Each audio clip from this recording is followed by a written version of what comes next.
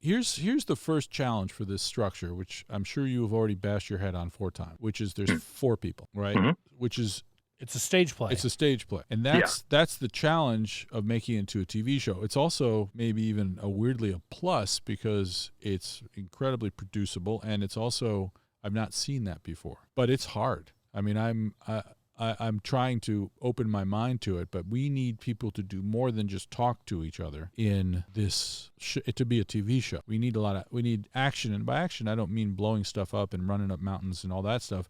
I just need people to do actions that reflect their emotional, journey. Well, and what interested me in hearing what you're pitching, Sean Joseph, is it feels like you have these 2 people who were married not entirely by choice, who then they had this experience and she went off, got the abortion, it started this war, and now they are the parent generation, they're the mature generation, looking back at the fruits of their handiwork, right? Like their dispute has caused this, and yet they find they still can't get past it, right? Right. Like that's a lot of emotional ground to cover, and it makes me wonder when I was asking whether the other 2 characters were their children, like there's a world if you want to crack this open and make it a TV show with other characters and a greater scope. There's all kinds of room to explore what that means to know that you are responsible for the war that is doing whatever it's doing to all these people. Yeah. To know that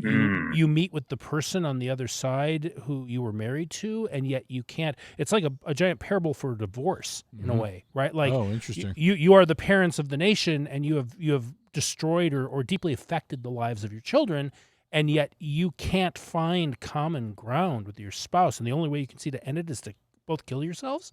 Holy shit! Like, there's a lot of story in that. You've picked really fertile emotional ground. There's a lot to work with in this.